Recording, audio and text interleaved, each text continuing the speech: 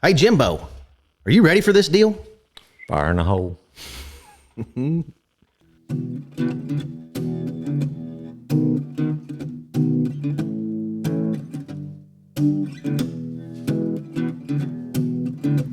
Old stories like long lost friends, rodeos and late night bends, history before our time, round pens and pasture rides, cowboys of the Osage.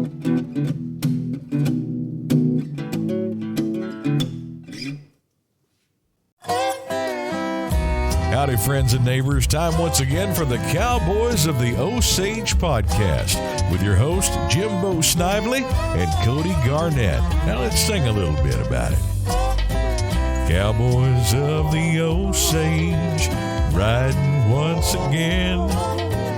Always got some time for a friend. And here they are, the Cowboys of the Osage. Howdy, everybody. Welcome to another edition of the Cowboys of the Osage podcast. Brought to you by the Ben Johnson Cowboy Museum, Buck and Flamingo Turquoise Shop, and the Saucy Calf Native American Food, all located right here in historic downtown Pawhuska, Oklahoma. Hey, it's old Cody over here, and as always, I have my main man with me, Mr. Rodeo Historian himself. He's getting to where he knows quite a bit about everything. I just call him when I need to know just about anything anymore. Jimbo Snively. Morning, Jimbo. Good to see you. Who do we have today? Hey, Cody, boy, it's another great day in the Osage, man. And, Cody, we got Mr. Beau Compton with us today, and he's a world-class Western silversmith. And he's a member of the TCAA, which, you know, the most exclusive group in the world just about. And I'm sitting right here looking at a beer stein that he made. Just unbelievable. Got a bronc on it and the whole deal. It's only like $13,000 or something. I'm waiting. I'm going to maybe buy it. I'm waiting to give somebody else a chance first, you know. You've had your eye on it a while, haven't you? Yeah. But anyway. Well, I bet the beer tastes good out of that. Oh, it'd have to.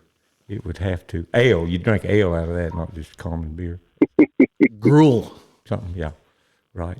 But anyway, he was raised up in a rodeo and ranching family. Might drink some maize or something out of that. Didn't the Indians or pirates drink something called maize? Be dark. It'd have to be dark beer. Okay, all right. I'll leave you alone about it now, Jimbo. But anyway, and like I say, he was raised up rodeo and ranching family. He's kind of our kind of people, and he lives in near the historic western town of Tombstone, Arizona. There's not a more western town than Tombstone, is there? Maybe Pawhuska. That'd be about it. How many daggum movies, White Earp movies, have been made about Tombstone and the Old Cave Corral and all that? A bunch of good ones too. Yeah. I don't know how many, but hell, they've all been good, Jimbo. Seven or eight at least, you know. I can name a few. All the way back to My Darling Clementine with Henry Fonda. Costner even done one, remember? Yeah. Earp. Yeah, Earp and Tombstone, they were right together, but there was a lot of old ones before that. Crazy. Doc Holliday, wow. Yeah, it's just crazy. But anyway, we got him on the line all the way from Arizona. Beau, welcome to the Cowboys of the Osage podcast. Well, thank you, guys. I sure appreciate you having me. I'm excited. Yeah, we're glad to have you, man. Where were you raised up at, Beau? Well, I was raised in Colorado, between Colorado Springs and Denver, and both my parents worked for the Pro Rodeo Cowboys Association. My dad put the Hall of Fame together, and my mom worked for the media department there for 35 plus years. Wow. And just grew up in a rodeo ranching family, like you said. And my grandpa had a little ranch out east of there and ran a few cows, and just grew up roping and you know, having fun as a kid. You team roper, or what kind of roping did you do?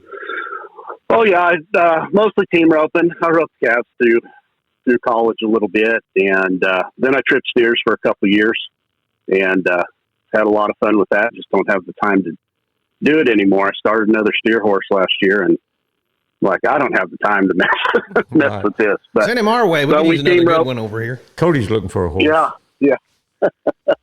You bet. No, but my kids, they all high school rodeo and junior rodeo, and they absolutely love it. So We're going all the time, chasing them around. That's what it's all about. If later on, it's about your kids, or the way it should be. It is. I was going to ask him, Jimbo, if he'd ever been to the Cowboy Pro Rodeo Hall of Fame. Right. Growing up there, I didn't know his dad started the dang thing. Right. I love that. I grew up running through the halls. Yeah. I do love that big bronc rider they have outside. Is that Casey Tibbs on that big bronze they have right outside of that thing, or? It is. Yes, it's Casey. God, I love that thing. Yeah. It's just such a cool, big bronze out there. I know it. Sure is. Well, how'd you find your way to Arizona? I'm guessing there's probably a lady involved somehow. Well, yeah. So that's what usually happens. This is that's a crazy story. But anyway, so my wife's mom and her brother, they grew up in Colorado with my dad. They went to a one-room schoolhouse, and she ended up marrying a rancher from Arizona, moved to Arizona, and I grew up high school rodeoing with her cousins there in Colorado, and she came up for the high school finals. We met, and the rest is kind of history on that.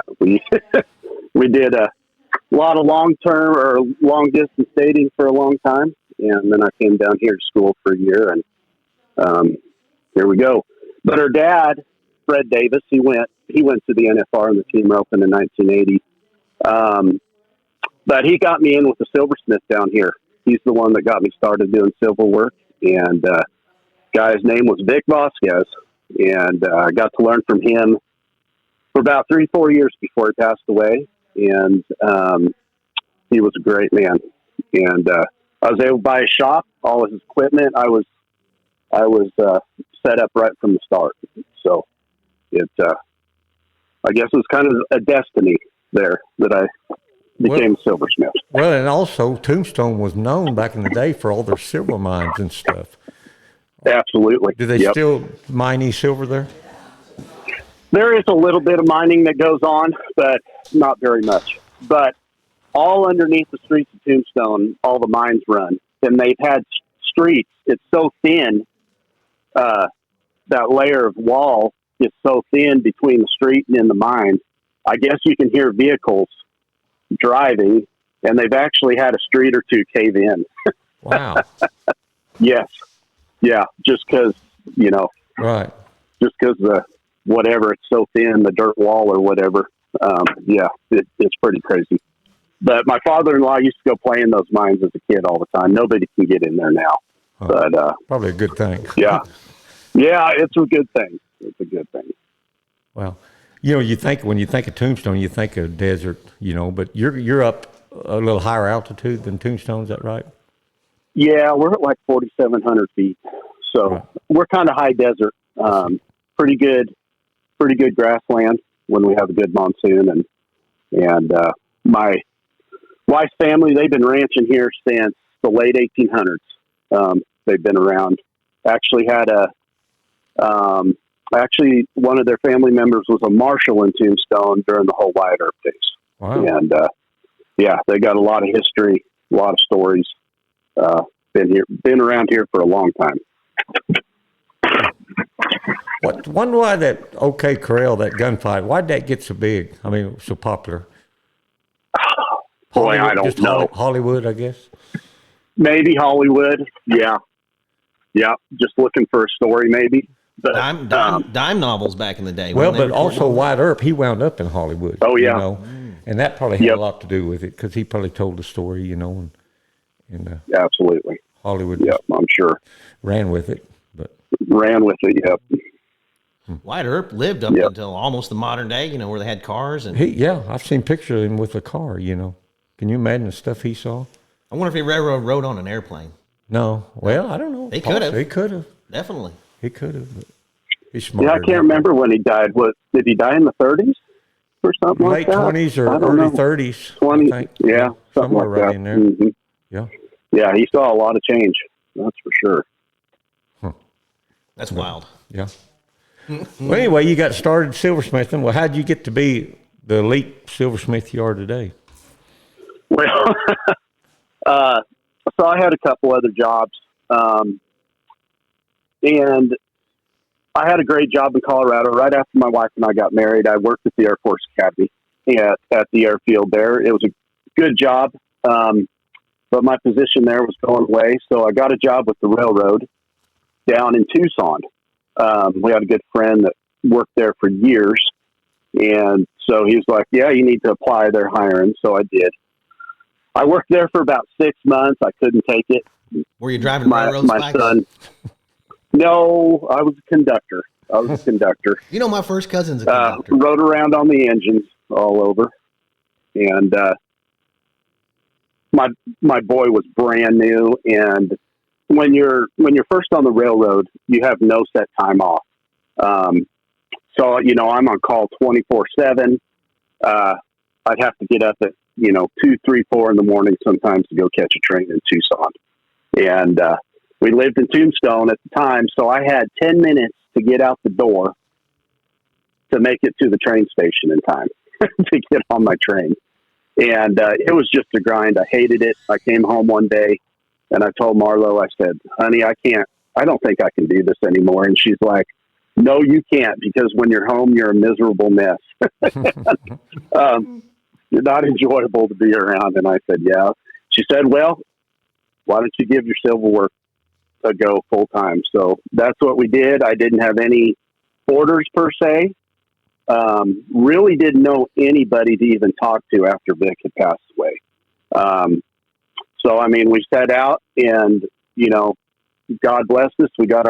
Somehow we always got our bills paid, came up with enough money. And, I want to say about a year later, I met Wilson Capron, had seen some of Wilson's work and had no idea about the TCA, nothing about that. But, I had a buddy living in Midland where Wilson was living, and he goes, hey, there's a pretty good bit and spur maker down here.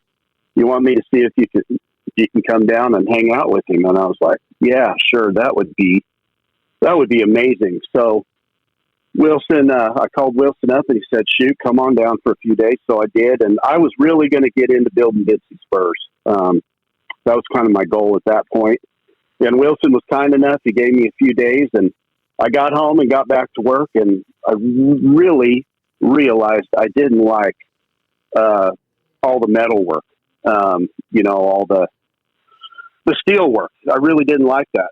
So I got enough nerve up to tell him, man, I think I just want to be a silversmith, engrave. And he said, shoot, yeah, go on with it. There's not a lot of pure silversmiths out there. And from there, we were good friends and we hit it off, and we kind of got a lot of the same rodeo stories and background, and he's been a good friend ever since. What is the TCAA fellowship? I didn't. So it's a scholarship that we give out every year. We've had funding for 2 of them the last 3 or 4 years. We've been given 2 out. They were $12,000, and we just raised them to up to $15,000. So, we have people that apply for them. So we go through applications as a group, and we choose the best 1 or 2, that we think we can help the most. So they've got $15,000 now and up to 2 years to complete their fellowship. So they can go around with the people of their trade, TCA members, and learn from them. As long as their money holds out, they can use it on travel expenses, time in our shops, and it's just to bring up the next generation of craftsmen is what the goal is. Beau, just backtrack 1 second for everybody. The TCAA, just tell us all exactly, in your words, what this association is. Just for folks that don't know what it is. And people, if you don't know what it is, please look it up. Please look into it, because this is the greatest group of craftsmen in the cowboy way of life ever assembled. So, yes. So it started back in 1998. It was formed. So all of the master craftsmen then, they could see that so much was going overseas being done. All the hand making abilities were kind of going away. There weren't a lot of people coming up.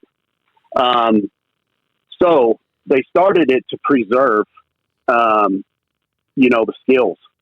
So there's 4 disciplines in the group, and it's saddle making, bit and spur making, silversmithing, and rawhide braiding.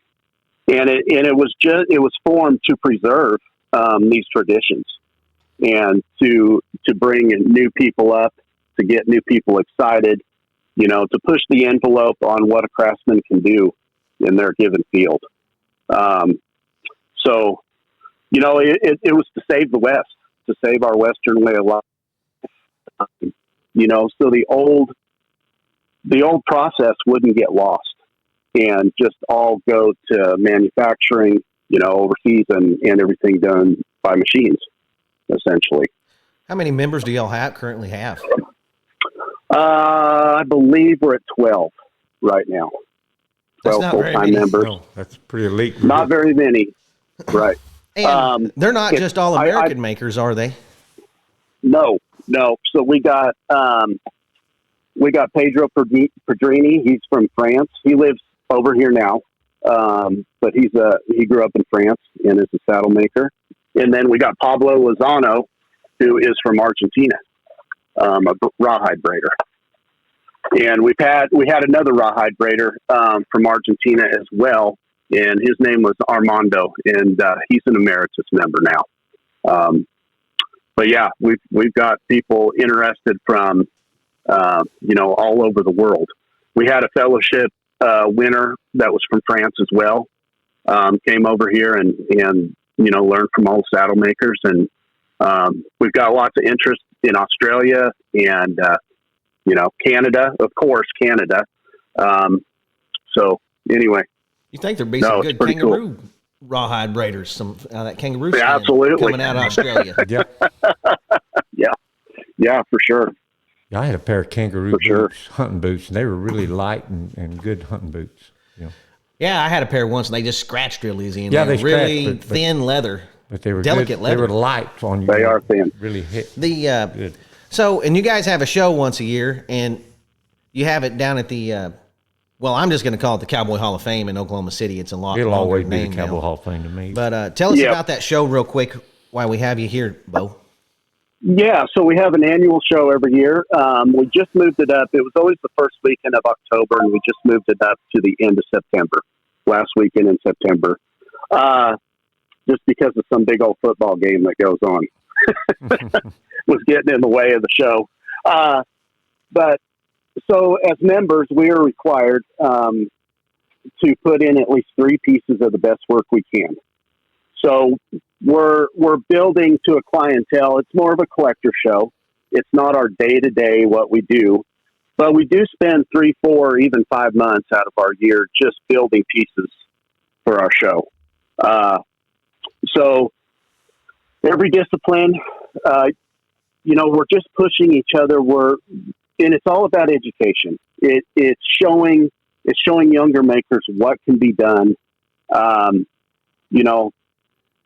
Whatever your imagination can come up with is essentially what this show's about.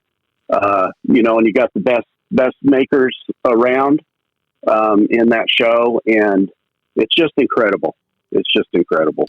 You know what's really unique about it, Jimbo, is, just say Pedro Perini builds a saddle. Mm-hmm. Well, he needs silver conchos for that saddle. Mm-hmm. Well, he can't just go buy silver conchos from anybody. He has to get someone like Beau Compton that's already a member to make those silver conchos for that saddle. And Correct. Just say there's they need some custom ironwork done on a piece. So Wilson Capron or somebody would have to do the custom ironwork, or say Beau and Jay Adcock, the rawhide braider from here, they collab on a piece. So Beau may make a bolo, silver bolo, and Jay could braid the rawhide bolo strings for it. But the way I understand, they can't farm out any of it. The group of the world's greatest craftsmen, they have to contribute every little piece to every piece they're making. Am I wrong about that, Beau? No, you're correct about all of it. The only exceptions are if you need a nice piece of woodwork done, you can go outside, and find somebody else, because there's of course, no woodworkers in the group. So I'm looking at this. That's the only saddle. That's and the he only does some pretty exception. fine woodwork on it. He does. absolutely. Yep, he does. Is So, it hard? no, we got to collaborate within the group. Are y'all looking for any baling wire twisters? Because I'm damn good at it. It's one of the foremost tools used on a farm or a ranch in the world, I would suppose. Yes. And I've gotten dang good at hanging things, fixing things, making little decorative things out of baling wire. Yeah, well, our spring meeting's soon, so I'll bring that up and see if we can get that category in circuit. I really need y'all get to a new think category. About it. Yeah, really need y'all we to think will. about that. We will. Beau, is it hard to outdo yourself? I imagine you try to outdo yourself every year down there, don't you? Make something even better? Oh, man, you do. You try. Sometimes it is very hard, but, you try to do something different every year. But yeah, it's hard. It'll test the person, and to do it year in and year out, man. Every year you have to come up with something different, and you want it to be better than what you made the year before. I bet that is kind of hard. You don't want to make the same thing year in and year out either. So. No, exactly. So we're always looking for new ideas, new pieces. So we're always studying that stuff, trying to change our styles. A lot of the old masters, they come up with their style, and they would never divert from that. Mm-hmm. That's kind of what they stuck with. And as far as, all of us in the group, we're always trying to improve that and come up with something new and exciting, and we're always evolving. That's the mission anyway. It's hard. I mean, it's easy to get stuck in a rut and just do the same old because it's easy. But we're always trying to bounce ideas off of each other and just get better. What I say is, when I got in the group, it was, I worked 5 years really hard to get in the group. I was the first one through the fellowship that got the fellowship, the first member. It's not an end point. I got into the TCA. That was my big goal, but it's a journey. This is a constant journey. It's not an end point. So we're always trying to push each other and move forward and get better. Well, is there even another elite group that is even similar to this out there? No, there's nothing. There's little groups of, bit and sperm makers, other craftsmen, but nothing on this level. Wow. You made a belt buckle for George Strait down there, didn't you? I did. Well, yes. I bet that was pretty neat. That was pretty neat. Yes. Got to present it to him at the Heritage Awards there at the Cowboy Hall of Fame, and got to meet him and shake his hand in a picture. So my wife it was pretty cool. My wife would literally die if she got to meet George Strait. Has he kept up with you? Has he ordered anything else from you since then? No. Wow, that sucker. Unfortunately. George. Come on, I know it. You think he would have liked, every member of the Ace in the Hole band a buckle made from you or something? Yeah, exactly. I got a good story real quick. My wife almost killed George Strait when we were dating. So we're at a big U.S. team rope in Albuquerque, and my wife was on my head horse, and George, he was there with Brett Beach, and they had just won, I think, the number 11 roping. It was the old number system, so right under the open. They win the number 11 and win saddles, and George is packing his saddle out the back at the Coliseum. And my head horse was a little excited, and he started running sideways, and she about ran right over George Strait. About killed him right there, ended his career. One time, Jimbo, I was down at Sonora, Texas at the rodeo, and they have a big feed for all the cowboys after the slack or before the slack, I can't remember. And I looked right down the picnic table we were sitting at. There was George Strait. He was roping Roy Cooper down there. Yeah. And then the next year, I pulled into Pecos, Texas, pulled in there. We parked beside this little motorhome deal. And we got out, saddling our horses the next morning. George Strait's right beside us, saddling his horse and out of his motorhome. He was roping Roy Cooper there, too. I don't remember the name he used to enter the rodeos under, but, you'd see him in all those South Texas rodeos, entered in the team roping, Jimbo. Huh. Yep. No joke. Yeah. Yeah. I actually at Pecos one year, this is 98 or something, but I split the round. Me and my father-in-law, we split the round with George Strait and Brett Beach last in the round at Pecos. No first kidding. round. That's probably the year I saw him down there, because that's about the year I was thinking about. Just past my rookie year, a couple of years past in the 90s there, Jimbo. That's when I saw George Strait. I mean, he was traveling around everywhere. It's the craziest thing. Yep. Every rodeo in South Texas, if he didn't have something else going on, he was roping. If my wife had known that, she would have been a team roping fan back then. She'd been stalking him for 35 years. I used to love going to Pecos to the rodeo. Was my favorite one because, I grew up in Kansas and around all that farmland, and fireworks were illegal. Yeah. There wasn't nothing illegal about them down in Pecos, Texas. I'd save my money all year just to go firecrackers down there, bootleg them back home. Wow. I will say, when you're stuck in Pecos for 2 days between rounds, there's not much to do.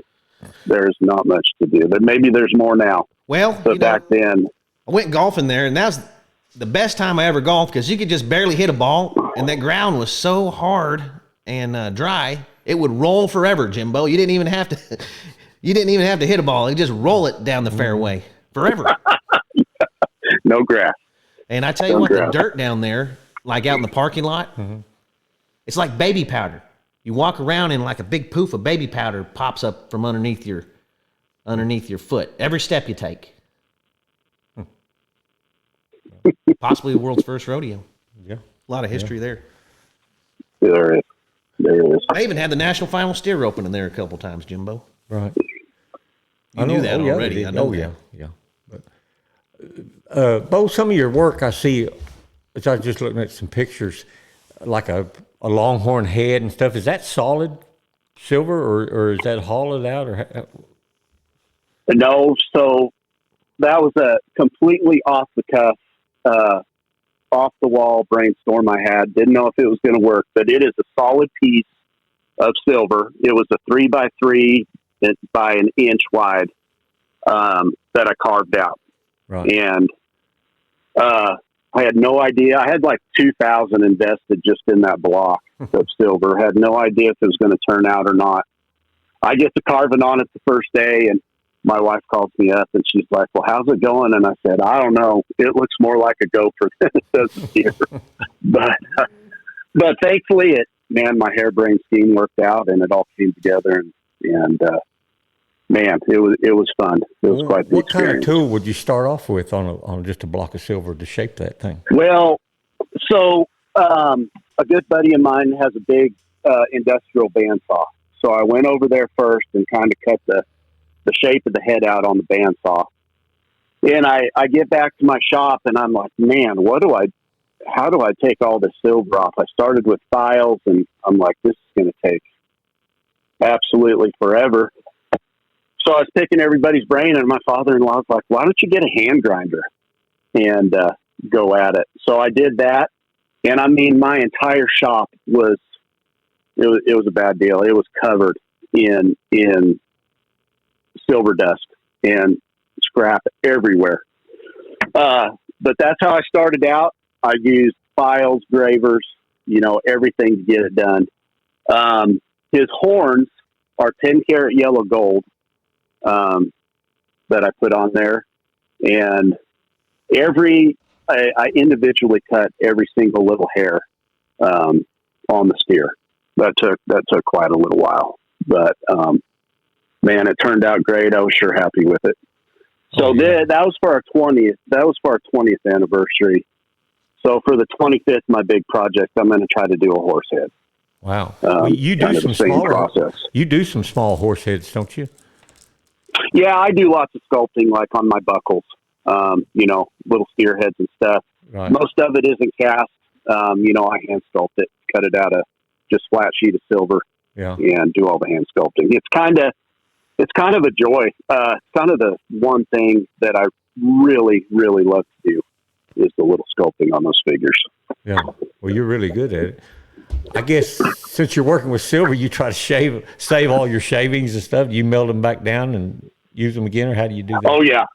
Yeah, no, I keep every little scrap of silver, even gold. I really don't melt down any silver. There's some places you can send your scrap in. I see. And get paid. Same with the gold. I will melt some gold down and roll it out. But you know, you don't want to. The thing with silver, you might get air pockets in there. So I just send it off and just get, nice refined sheets where I don't have any issues. Let the pros do it. Yeah, exactly. Let the pros do it. And it's very time consuming too. So. Oh yeah. Like I got better things to. We're sitting here looking at that steer head on a picture off the internet right now. I was just showing it to Cody. That's amazing. I would have thought he would have cast that. I can't believe he sculpted that out of silver. That's just amazing. Out of a block of silver. That is amazing. Right. Well, yeah. When I was brainstorming that, talking to people, they're like, just get it cast. Just do it out of wax and get it cast. And I'm like, no, because that's been done. So I really wanted to try something different. Yeah, and the thing about it, I had to be so careful because you can't add the silver back on if you take too much off. Yeah, from some point. So yeah. So it was thanks for a slow process and had to take. That's my all time. out of one piece, I guess. That's it is. True. Yeah, the horns. You didn't weld the horns on? No, the horns are soldered on. Oh, okay. They're 10-karat yellow gold, and the ears are soldered on. They're separate. I had to make those and I remember him saying that. Put little pins. Yeah, put little pins in there and soldered those on. So cool. Right. Are you already? You don't have to tell us, but what you're doing. But are you already scheming what you're going to do next fall at the Hall of Fame? Yes. Yeah, I'm working on pieces already. Did some collaborations already and got them out to a couple of the saddle makers. And I'm actually working on a little square buckle right now that I'm going to put in the show. Wow. So I'm trying to do 2-3 hours every day on a project and then, hit the rest orders and stuff like that. So should have seen the beer mug he made last year for the show, Jimbo. Had a steer roper on it, tying a steer down out in the desert. I've seen a picture of it, I think. Yeah, crazy. If they would have took a check, I'd have bought it that night. Yeah. If they took a hot check. It was so cool, though. I love that he gave a nod back to the steer ropers on it. Oh, yeah. That would have been cool. Did you sell that? Yes, sir, I did. What did that bring? Yep. Oh, man. What did I have on that piece? I don't remember right off the bat. I can tell you. Hold on. Was so cool. Can't remember the exact amount. Let's see. I had about, 35,000 or something on that piece. Wow. I believe. Yeah. That's amazing. Had a lot of gold in it too, didn't it? That's for the steer roper in your family that's got everything, Yeah, it had some gold. It had some gold accents like the Cowboys, his rope, steer's horns, I think the mane on the horse, I did all in gold. Yeah, mane and tail and just some little gold accents throughout. So, it was a fun piece. One steer roper that can afford that thing. Right. Oh, Mel Potter lives out by him. Right. Yeah. Yeah. Ed Gaylord. Exactly. Yeah, when he was roping steers, Ed Gaylord might buy one. Yep. Yeah, he could have probably had carrying around that kind of money in his pocket. Oh man. Yeah, exactly. So you said your kids are into the high school rodeos. They've been pretty successful at it out there, haven't they? They have been very successful. Yeah. Yeah. My daughter's qualified for the junior high finals the last 3 years. And, my son, has done the same thing in high school. So yeah, there's some stiff competition. There is. As far as the team roping in Arizona and stuff, man, there's a lot of good kids, man, that rope tough. It's I'm gonna say one kid's name. He's a man amongst boys, and it's Catch Kelton. Yep. Wow. Yep. That kid can rope. He could rope when he's a little kid, hauling around with his dad, and I really followed his whole career so far. Ever since he was a little bitty kid, we'd watch him around the ropings there, and he was amazing then. And now he's become one of the elite ropers. I don't even know how old he is, 17 or 18 years old. He's 18. 18. Yeah, him and my son are the same age, and they're both seniors. And that's rope the kind together of quite a competition his bit. son's But been roping against out there. Oh, yeah. yeah, yes, That's kind of getting to be the roping capital of the world, seems like, It is. oh, it is. with the weather and everything. It The is. last few years, that Winter. Wickenburg is really, Right. really taken off. I guess we could call it the team roping capital of the world now. Yeah. And the steer ropers go out there Yeah. and have jackpots and stuff, you know. And we ain't giving them the steer roping capital of the world. No, we're not title gonna yet. do That's, that. That's plastic all day long. No, that's already been taken. It's already been taken.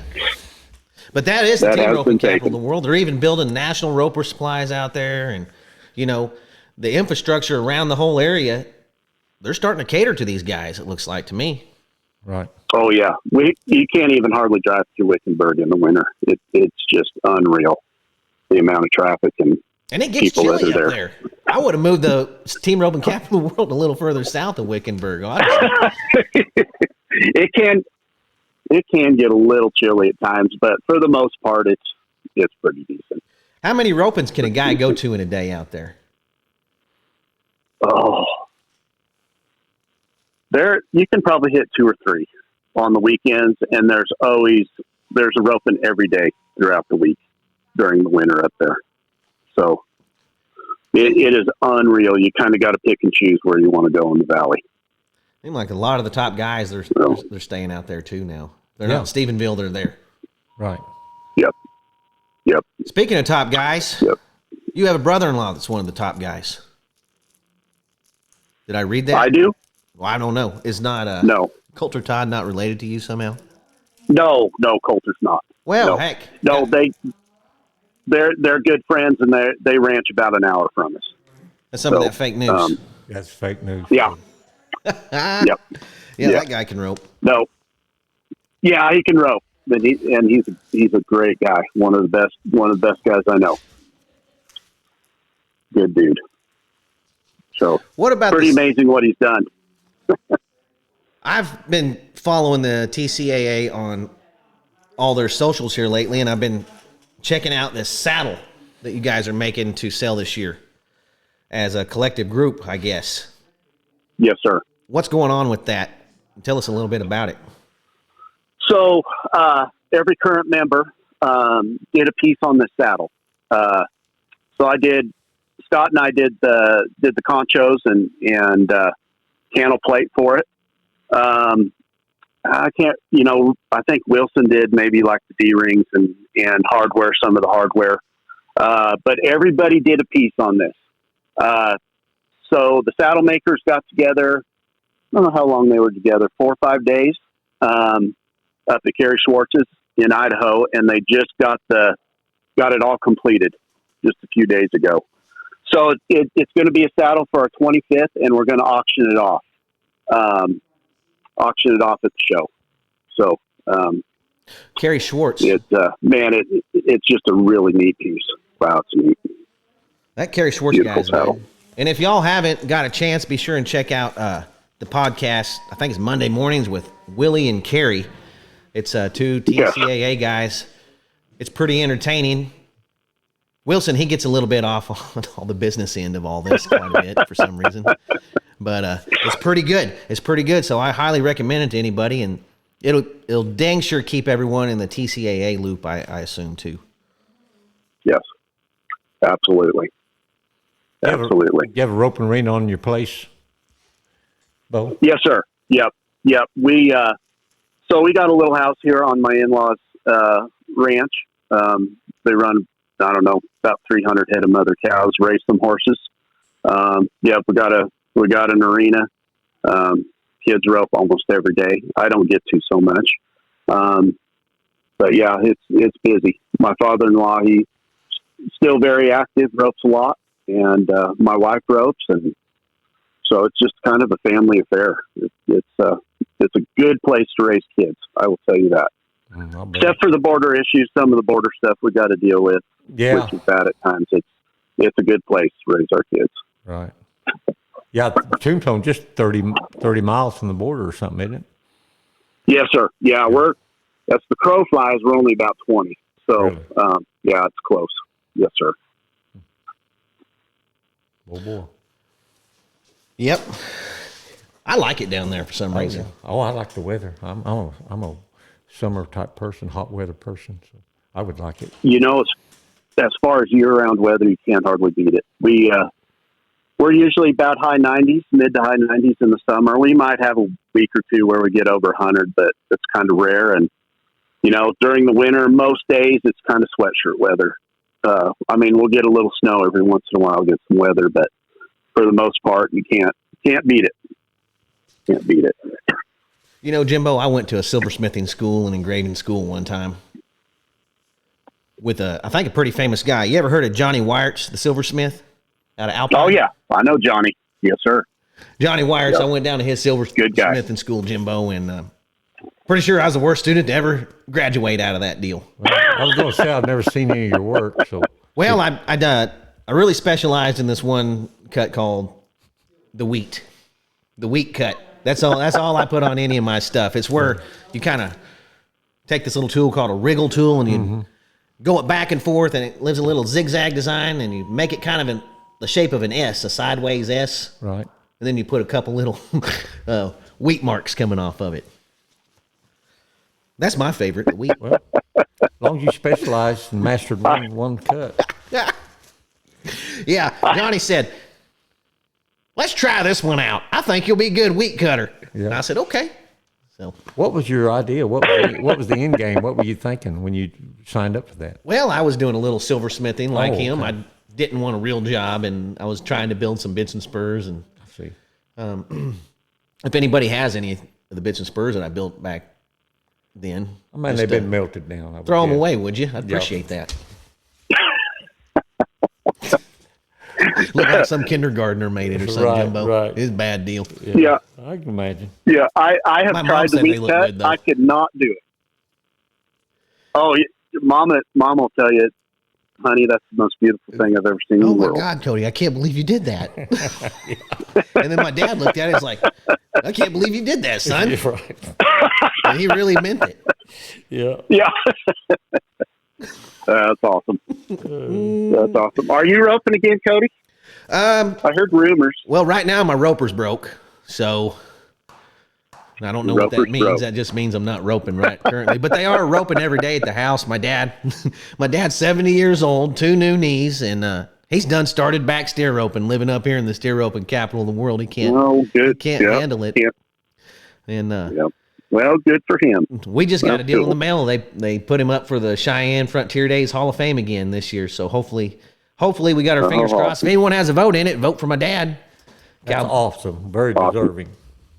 So, yeah, we're real proud of him. My nephew's up here roping every day, and I tell you what, that little booger rope's good. Holy moly, he ropes horns good, he ties good, and he's really coming along in the sport. About Pecos? Pecos, yeah. Yeah. Well, I hope he doesn't hear this. He'll get the big head. Yeah, well, about time you brag on someone, they miss.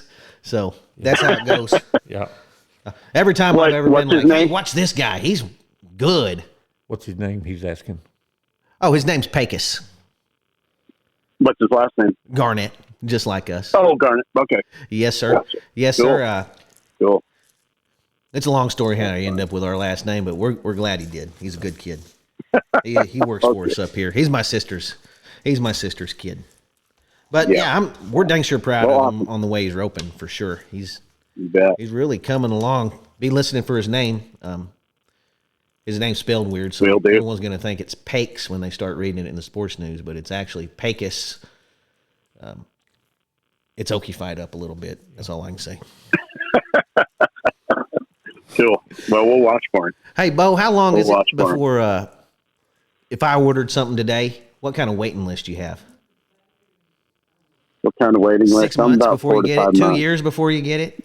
No, I'm not like Wilson, where you got to wait 5 years. I'm usually 3, 4, 5, sometimes 6 months out. So, are you like Wilson? Do you probably actually right now, pick who you make something for nowadays instead of just whoever wants something? Nope. I go through my order book one by one. So, well, how does anyone get a hold of you to order something, or do you have a website? Do you have Facebook? What do you have? Yep, I've got a website. I've got everything right now. Currently, got a website. It's beaucompton.com, and you can find me on Facebook and Instagram, and it's Beau Compton Silver. And You can call me. You can email me, call me. It's Beau Compton at hotmail.com. Or you can call my number, 719-661-4959. Place an order. Hey, where is the so it's the last week in September when the big show is this year? Yes, sir. And Yep. I truly encourage everybody to go check it out. That's just the opening weekend. I believe the show runs actually through January. So Yes, sir. Yep, through the end of January. So people can go check it out.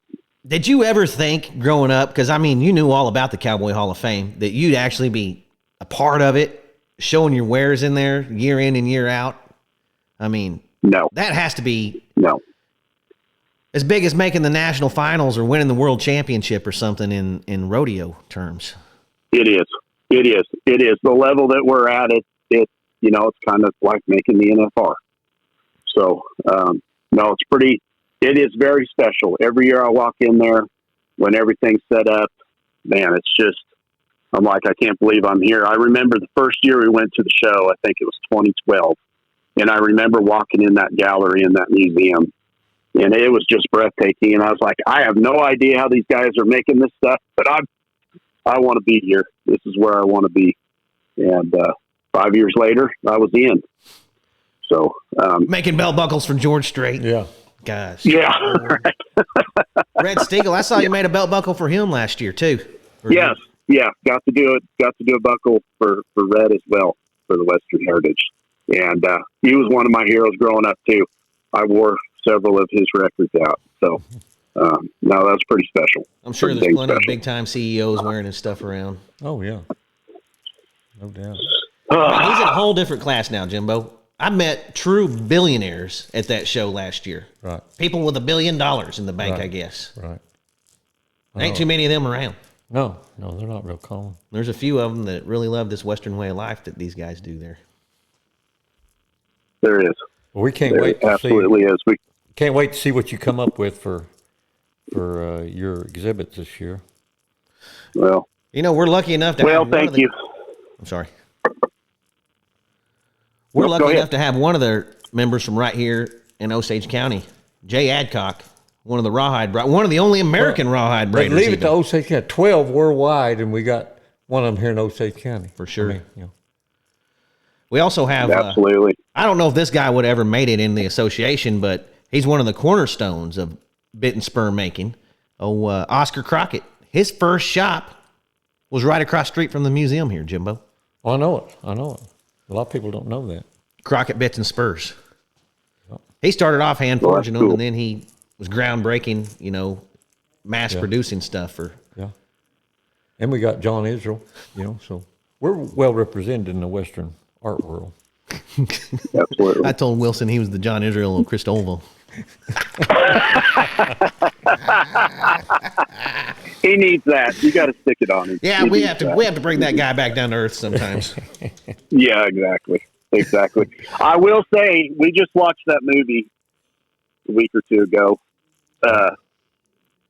Wow, that was incredible. What Need to went listen on to the book or blew, read it. blew me away. Yeah. Yeah, I'll have to. A lot of that Crazy. movie will make a lot more sense to everybody if they do read the book or listen to it, because there's a lot of things Oh, that sure. they took for granted. People, I think, just knew, just a lot of the things in it. So Right. Right. they had a lot to try to fit Right, in only absolutely. 3.5 hours because Yeah. there was a lot to get through. Right. Absolutely. Yeah. Quite a story. Yep. Pretty amazing Well, Jimbo, for sure. what else do you got for Beau? Oh, I don't know. If you're making a Mount Rushmore of Tombstone movies, who would you put on it? I'm just The throwing that Mount out. Rushmore. I need 4 names. Well, Tombstone with Kurt Russell. Right. Yeah, Val Kilmer. That's the best one there is. No doubt. Maybe not most historically accurate, but Right. as far as excitement, that's dang sure the best one. So What about I would say Kevin Costner's is probably way more accurate, but it's darn Right. sure not as fun. Right. Right. So what about a Mount Rushmore No, of I- silversmiths? the Mount Rushmore silversmiths, well, the two guys that I always hope to just meet, that I get to call friends and have got to learn from are Mark Drain and Scott Hardy. They're the absolute best that has been around, and I owe where I'm at today between them and Wilson, you know, and getting to start with Vic. Man, I got to learn from the best, and now I get to show with the best, and it's just special. It's humbling. I still can't believe that I'm in this spot at times, but you know, just been blessed, and you know, I get to call those guys up whenever I want, ask their advice, and even get critiques from them still. It's pretty special. Where's pretty two? Special. We need two more. Two more. Man, Dave Alderson is a really great silversmith. He was a past member of the group. Let me see. Let me think of who. What about old Bolin? I never got to meet him, but I've heard lots of stories, and he was a founding member, and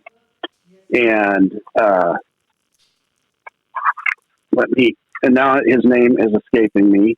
Al Pacetti, he was from Reno, and that's where Mark Drain kind of got his start from. And he was just a amazing silversmith. So he would definitely belong up there on Mount Rushmore. So, do you do any gun engraving? Do I? Yes, sir. No, I don't. No, it's that'd be bad to mess up on somebody's old Colt, silver. Yeah. Yeah. You know, I'll say one more silversmith named Fran Herring, who Mark learned from as well, worked with, was good friends, was the innovator of the bright cut engraving that a lot of silversmiths do today. So he was definitely a pioneer as well. And would have been cool to meet those guys, but you know, we're walking in their footsteps. So pretty neat. Johnny Wyatt told me he invented the bright cut. He's so full. Did he?